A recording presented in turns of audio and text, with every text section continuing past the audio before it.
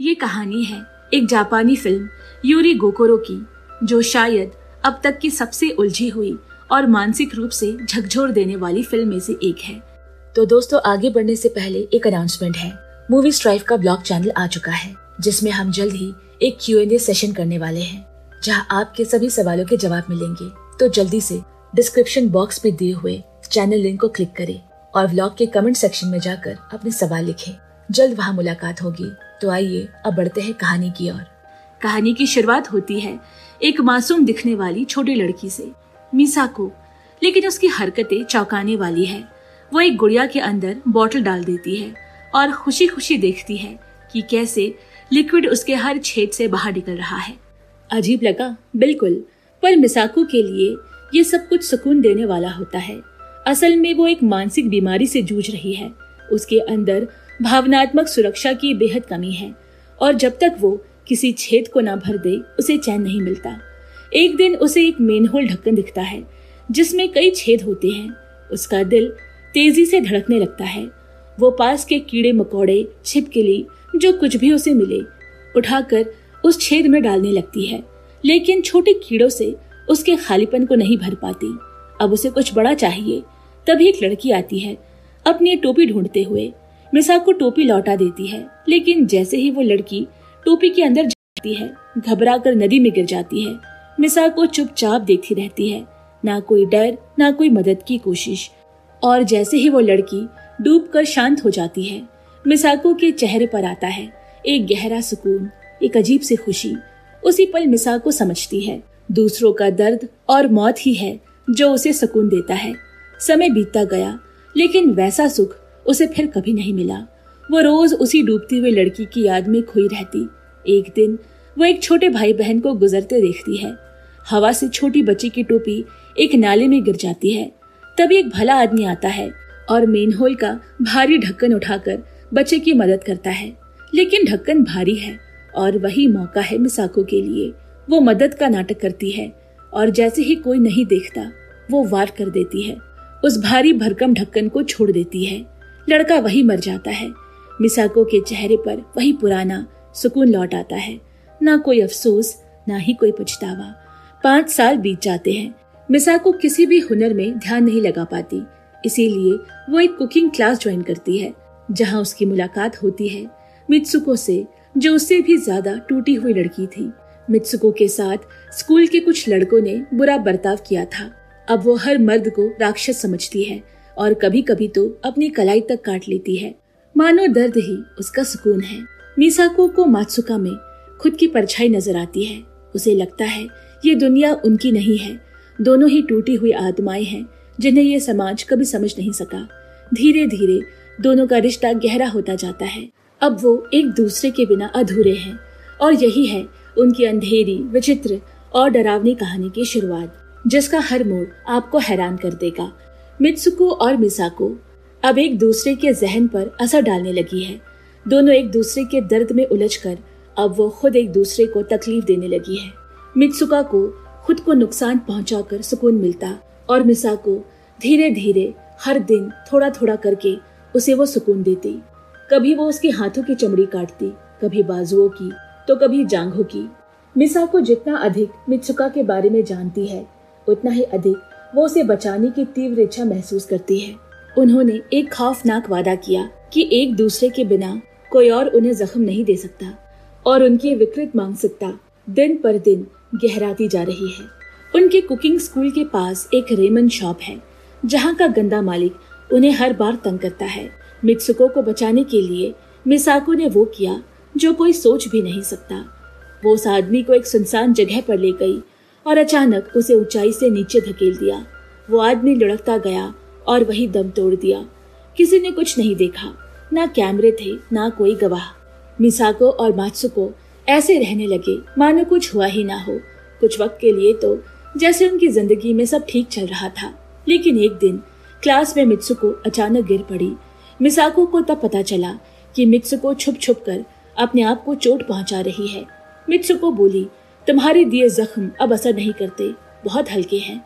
पर मिसाको के लिए तो ये सीधा धोखा था, क्योंकि मित्सुको ने वादा तोड़ा है। उसे मिसाको के अलावा कोई चोट नहीं पहुंचा सकता। यहाँ तक कि वो खुद भी नहीं। बिना सोचे उसने फल काटने वाली छुरी निकाली और पूरी ताकत से मित्सुको की बाहों पर गहरा वार कर दिया। खून बहता देख मिसाको के चेहरे पर फिर वही अजीब सा संतोष लौट आया। ये उसकी चौथी शिकार थी। कुकिंग क्लास से निकलने के बाद मिसाको ने एक रेस्टोरेंट में काम करना शुरू किया, पर अपने गहरे मानसिक जख्मों के साथ वो ज्यादा दिन टिक नहीं पाई। पुरुष साथियों की घूरती नजरों और गंदी बातों से तंग आकर उसने नौकरी छोड़ दी। अब अकेले और भावनात्मक रूप से खाली मिसाको रेड लाइट एरिया में एस्कॉर्ट बन गई। लेकिन उसकी किस्मत में कुछ और ही लिखा था। उसका पहला ग्राहक निकला, वही आदमी जो कभी उसके साथ किचन में काम करता था। वो हैरान भी था और खुश भी, क्योंकि शुरू से ही वो मिसाको पर बुरी नजर रखता था। अब जब वो उसे मिल गया है तो उसने एक और साथी को फोन करके गंदी बातें करनी शुरू कर दी। उसे क्या पता था पीछे खड़ी मिसाको की आंखों में अब फिर वही कातिल आग जल रही है। वो उसे पुराने किचन में ले जाता है, वहीं सब कुछ पूरा करने के इरादे से। जैसे ही वो उसे टेबल पर उठाता है, मिसाको के अंदर पुराने जख्म फिर से ताजा हो जाते हैं। बिना रुके वो एक भारी पैन उठाती है और उसके सिर पर दे मारती है। खून चारों तरफ फैल जाता है, पर मिसाको शांत रहती है, जैसे कुछ खास नहीं हुआ हो। वो सब कुछ साफ करती है, एकदम सधे हुए अंदाज में, और फिर वापस आकर अपनी जगह ऐसे खड़ी हो जाती है जैसे कुछ हुआ ही ना हो। तभी नदी किनारे उसकी नजर एक आदमी पर पड़ी, और यही वो मोड़ है जो इस कहानी को पलट देता है। मिसाको उसके पास जाकर पूछती है, क्या उसे रात गुजारनी है? आदमी को कुछ समझ नहीं आता। मिसाको साफ साफ बताती है कि ये एक रेड लाइट एरिया है और वो क्या चाहती है। आदमी चुपचाप पैसे निकालता है और कहता है, चलो पहले खाने चलते हैं। उस दिन के बाद से वो हर रोज उस पुल पर मिसाको का इंतजार करता, उसके लिए खाना लाता, पैसे देता, लेकिन उसे कभी छूता तक नहीं। धीरे धीरे मिसाको के दिल में भी उसके लिए कुछ महसूस होने लगा, प्यार जैसा एहसास। वो डर जाती है, इसीलिए साफ कहती है, मैं हर दिन तुमसे मुफ्त में नहीं खा सकती, कम से कम तुम्हारे लिए कुछ तो कर सकती हूँ। आदमी उसे अपने घर ले जाता है। अब आता है असली ट्विस्ट। वो आदमी कुछ भी शारीरिक नहीं चाहता, बस उसकी एक ही ख्वाहिश है, मेरे पास लेट जाओ और मुझे सुला दो, बस इतना ही। मिसाको हैरान रह जाती है, पर सवाल नहीं करती। कई रातों तक उसके पास चुपचाप बैठने के बाद मिसाको से आखिरकार रहा नहीं गया। वो गुस्से में कहती है, तुम्हें मुझ में कोई दिलचस्पी है भी या नहीं? उस आदमी ने झूठ नहीं बोला, सीधे और साफ शब्दों में उससे कहा, ये मानसिक है, मुझसे नहीं होता। असल में 5 साल पहले वो एक बच्चे की मौत का कारण बन गया था। अनजाने में वो सिर्फ मदद करना चाहता था, लेकिन हादसे में बच्चा मेन होल के ढक्कन के नीचे दबकर मर गया। उसे जेल तो नहीं हुई, लेकिन उसने खुद को कभी माफ नहीं किया। मरे बच्चे के परिवार को मुआवजा देने के लिए उसे अपने माँ बाप का छोड़ा हुआ घर तक बेचना पड़ा। लेकिन सबसे बुरी बात ये थी, उसे नींद आनी बंद हो गई। जैसे ही आंख बंद करता, उस बच्चे की लाश सामने आ जाती। 5 साल तक वो जहर की बोतल साथ लेकर घूमता रहा, कभी भी खुद को खत्म करने के लिए। जब मिसाको ने ये सुना तो वो अंदर से हिल गई, क्योंकि ये पूरा हादसा उसी की वजह से हुआ था।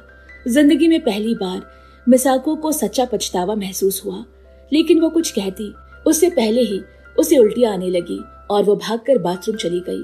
वो आदमी समझ गया मिसाको गर्भवती है, और फिर उसका दिमाग एक अलग ही दिशा में चलने लगा। वो घुटनों पर बैठ गया और बोला, मुझसे शादी कर लो और बच्चे को जन्म दो।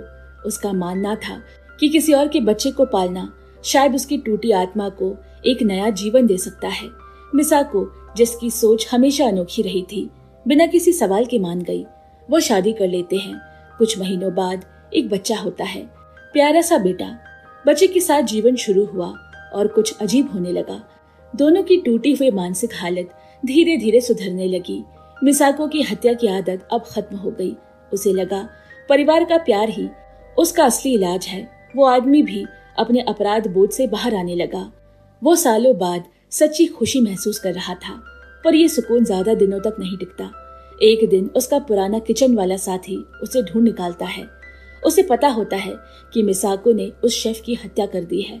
वो धमकी देता है, या तो मेरे साथ रात बिताओ या मैं पुलिस के पास चला जाऊंगा। अपने परिवार को बचाने के लिए मिसाको मान जाती है। वो एक करियोके बार में मिलते हैं, और जैसे ही वो आदमी शराब की पहली घूंटों को होंठ लगाता है, वो मर जाता है। मिसाको को लगा अब वो अपने परिवार के पास लौटकर एक खुशहाल जिंदगी जी सकती है, लेकिन जैसे ही वो घर लौटती है 2 पुलिस वाले दरवाजे पर खड़े होते हैं। उन्हें उस आदमी के फोन रिकॉर्ड से मिसाको का पता लग चुका है, लेकिन मिसाको बहुत ही शातिर दिमाग वाली है। वो शांत होकर बात करती है और पुलिस को बिना शक दिए रवाना कर देती है। पुलिस को तो धोखा देना आसान था, लेकिन अपने पति को नहीं। उसके पति को समझ आ जाता है कि वो एक पुरानी जहर की बोतल जो उसने सालों पहले छिपाई थी, वो आधी खाली है और उसका ठिकाना सिर्फ मिसाको जानती थी। रात को जब बेटा सो जाता है, वो धीरे से मिसाको से पूछता है, क्या तुम थी? क्या तुमने उसे मारा? मिसाको कुछ पल रुकती है, फिर झूठ बोलती है, नहीं तो, क्योंकि अगर वो अब मान लेती तो उसका सारा अतीत उजागर हो जाता। पर फिर उसे लगता है जो आदमी उसे सब कुछ देकर दोबारा जीना सिखा रहा है, उसे झूठ बोलना सबसे बड़ा धोखा होगा। वो एक फैसला करती है। रात को बैठकर एक नोटबुक में सब कुछ लिखती है, अपनी पूरी कहानी, हर गुनाह, हर घाव। वो फैसला कर चुकी है, अब प्रायश्चित का एक ही रास्ता है, अपनी जान देना। वो पानी में उतरती है, लेकिन तभी उसका छोटा बेटा वहां पहुंच जाता है। वो मरने ही वाली थी और उसका बेटा माँ को बचाने के लिए पानी में घुस गया। मिसाको अपनी आखिरी ताकत जुटाकर उसे वापस किनारे की ओर धकेलती है। बेटा बच जाता है, लेकिन मिसाको डूब जाती है। थकान और पानी ने उसकी जान ले ली। उसकी लाश कभी नहीं मिली। सालों बीत जाते हैं, लेकिन उसकी लिखी नोटबुक उसकी असली कहानी कहती रह जाती है। वो छोटा बच्चा अब बड़ा हो चुका था, लेकिन बचपन के उस हादसे की वजह से अपनी माँ की यादें वो पूरी तरह खो चुका है।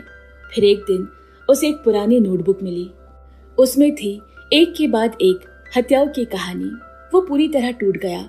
जिस माँ को उसने हमेशा याद किया, वो असल में एक कातिल निकली। उसी पल उसके पिता काम से लौटे। नोटबुक देखकर उन्होंने ना तो हैरानी जताई, ना गुस्सा किया। बस धीरे से बोले, हाँ, तुम्हारी माँ ने लोगों को मारा था, लेकिन तुम्हें जो प्यार दिया वो किसी भी माँ से कम नहीं था। लेकिन बेटा ये मानने को तैयार नहीं था। वो सच्चाई को स्वीकार नहीं कर पा रहा था कि उसकी माँ एक कातिल थी। तब पिता ने एक राज खोला। असल में ये नोटबुक अधूरी है, क्योंकि जिस दिन वो डूबी थी, मैंने उसे समय रहते बचा लिया था। मिसाको बच गई थी। जब वो अस्पताल में बेहोश पड़ी थी, उसके पति ने उसकी लिखी नोटबुक पढ़ ली और तब उसे पता चला जिस औरत को अब तक वो प्यार करता आया था, उसी ने 5 साल पहले उसकी जिंदगी तबाह की थी। उसी की वजह से वो खुदकुशी के कगार पर पहुंच गया था। वो औरत मिसाको ही थी। उसके भीतर नफरत का तूफान उठ खड़ा हुआ। मिसाको को होश आते ही उसने कुछ नहीं कहा, बस उसे एक सुनसान जगह ले गया। उसने मिसाको के हाथ बांध दिए। दूसरे सिरे पर भारी लोहे का वजन था, लेकिन मिसाको ने विरोध नहीं किया। वो चुपचाप रेलिंग पर चढ़ गई, मरने को तैयार। लेकिन ठीक तभी उस आदमी ने उसे खींचकर वापस ले लिया, क्योंकि इतना कुछ होने के बाद भी वो उसे मरने नहीं दे पाया। उसने चुपचाप उसकी रस्सियां खोल दी, जैसे पहली मुलाकात में किया था। कुछ पैसे उसके हाथ में रखे और चला गया। उसने भले ही कुछ नहीं कहा था, लेकिन मिसाको के लिए उसकी चुप्पी तीर की तरह चुभ रहे थे। उसने पीछे मुड़कर देखा भी नहीं। शायद यही उसका अपने दर्द से आखिरी विदा था। इसके बाद मिसाको ने अपना चेहरा बदलवा लिया, प्लास्टिक सर्जरी करवाई और एक नए शहर में रसोई में काम करने लगी। वहां उसकी दोस्ती हुई चिए नाम की चुलबुली लड़की से, जो उम्र में उससे लगभग 20 साल छोटी थी। लेकिन मिसाको को अंदाजा नहीं था, वो लड़की दरअसल उसी के बेटे की गर्लफ्रेंड थी। चिए बड़ी मुश्किल में थी, कम उम्र, नासमझी और कर्ज में डूबी हुई।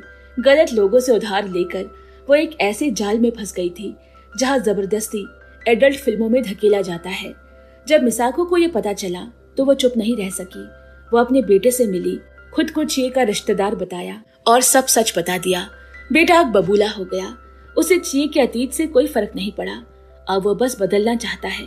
वो उन दोनों लोगों को मार देना चाहता है जिन्होंने चिए को ये सब करने पर मजबूर किया। ये सुनकर मिसाको के मन में सिर्फ एक ख्याल आया, मारना। वो तो मैं जानती हूँ। इससे पहले कि उसका बेटा कोई गलत कदम उठाए, मिसाको ने खुद ही गुंडों को एक एक करके ढूंढा और खत्म कर दिया। उसका एक ही मकसद था, उसका बेटा खून से दूर रहे, साफ जिंदगी जी सके। लेकिन फिर बेटे को कुछ समझ आने लगा। इस दुनिया में एक ही इंसान है जो उसकी भावनाओं को समझ सकता है, जो उसके लिए हत्या तक कर सकता है। शक बढ़ने लगा। एक दिन जब मिसाको ध्यान नहीं दे रही थी, उसने उसकी बाह पकड़कर आस्तीन ऊपर किया। वहां दिखा एक पुराना घाव, वो घाव जिसे वो कभी भूल नहीं पाया था। सब साफ हो गया। उसने चीखते हुए कहा, तुमने तो अपनी डायरी में लिखा था कि तुम दोबारा किसी को नहीं मारोगी। अब क्यों लौटी हो? मुझे क्यों फिर से तोड़ने आई हो? मिसाको कुछ नहीं कह सकी। दोनों चुपचाप बैठे रहे रात भर। लेकिन जैसे ही सूरज उगा, बेटे के भीतर सब कुछ बदल गया। अब भी शायद वो तय नहीं कर पाया था कि अपनी माँ को माफ करे या नहीं, लेकिन इतना समझ गया था कि उसके पिता ने भी कभी उसकी माँ से प्यार करना बंद नहीं किया था। मिसाको अब खुद को पुलिस के हवाले करने जा रही है, लेकिन उससे पहले उसने एक आखिरी जगह जाना चाहा, अस्पताल। वहां उसका पति भर्ती है। जब उनकी निगाहें मिली, दोनों मुस्कुराए। उसे एक पल में वो दोनों टूटे प्रेमी फिर से मिल गए और फिल्म यही खत्म होती है। दोस्तों, अगर आप ऐसे ही साइकोलॉजिकल थ्रिलर कहानियां सुनना पसंद करेंगे तो हमें कमेंट में जरूर लिखें। कहानी पसंद आई हो तो लाइक करें, शेयर करें, और हम हर दिन एक नई कहानी अपलोड करते हैं। तो नोटिफिकेशन पाने के लिए चैनल को सब्सक्राइब पक्के से करें। जल्द मिलते हैं, तब तक के लिए bye bye and take care.